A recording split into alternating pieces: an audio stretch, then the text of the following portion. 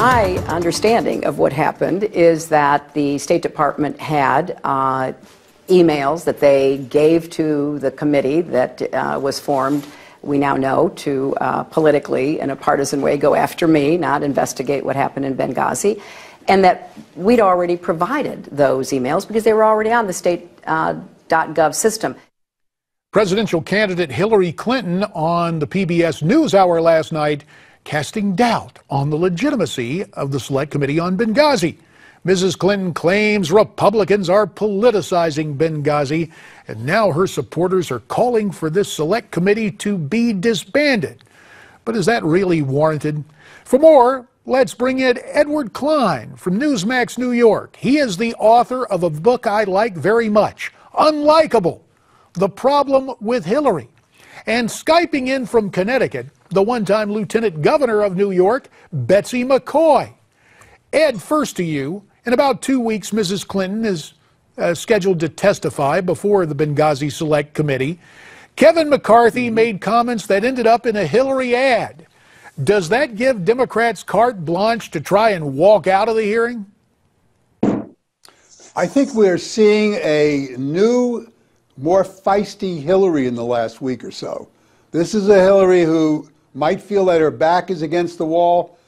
The emails, Bernie Sanders, maybe Joe Biden, Benghazi, and suddenly she's got her gloves on and she's fighting, she's angry. I think she's going to attack the committee rather than let the committee attack her. And you know, we should not count out Hillary Clinton. The Clintons have been in the mud many times before and emerged smelling like roses. Yeah, back in the day it was what? It's all about sex. Now it's all about politics. That'll be your defense. But there are some other things going on here, Betsy, as the company that backed up the Clinton server had some concerns after they were told to change the way they were saving the data. Isn't that a valid concern for an organization like that Benghazi Select Committee?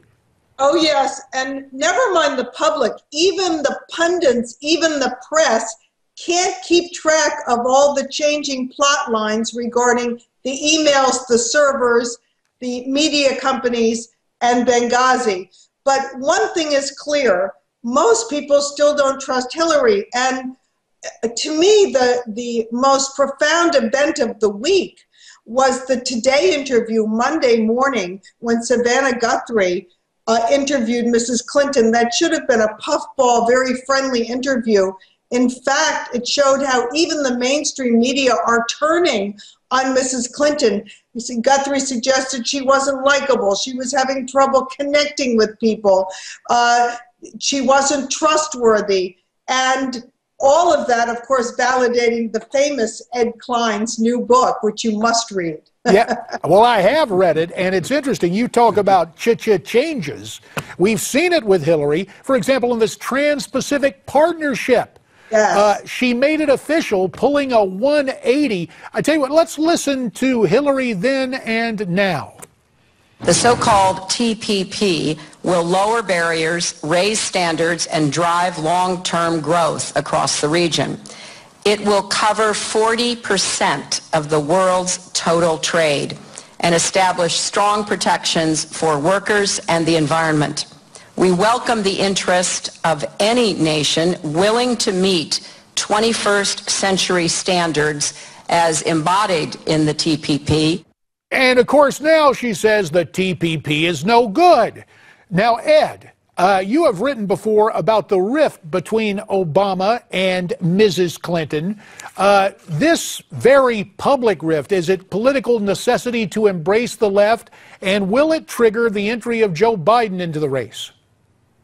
A long time ago, Bill said to Hillary, according to sources who were in the room when he said this, go left for the nomination and don't worry about whether you look like you're renouncing my presidency or Obama's presidency. You got to go for the base. And that's exactly what she's doing. She does not want to be outflanked on the left by Bernie Sanders.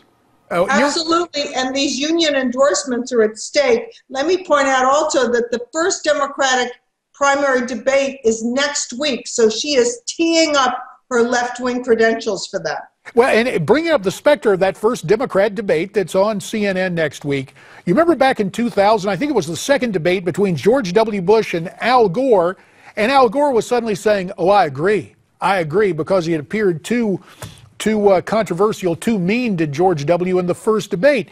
Now that Hillary and Bernie Sanders are on the same side of the TPP, Ed, will this undercut Sanders and really help her with a left-wing base? I think it will. I think, first of all, she has to shore up her support with the left-wing base, and as Betsy just pointed out, at least as important, maybe even more important, with the union base. And that's exactly what she's been doing. And I think it's going to work. I think she is, we keep forgetting that when you look at the polls, Hillary still is way ahead of Bernie Sanders nationally. He may be doing okay in Iowa and New Hampshire. Pretty good, as a matter of fact. But other than that, Hillary is eating his lunch. All right, Betsy McCaughey, 15 seconds of advice for Hillary. Taking away all the political disagreements, what would you advise her to do in the upcoming debate? She's got to lock in the union support. That's the lifeblood of the Democratic Party. She's got the two big teachers' unions. Now she's got to go after SEIU and the other big unions. All right. Public sector unions. Fair enough. Betsy McCaughey, Edward Klein, we thank you for your time. Ed, of course, the author of the great new book, which I like, entitled Unlikable, The Problem with Hillary. Coming up next, Donald Trump defends comments made by his closest competitor in the GOP field. Our political panel will talk about it next.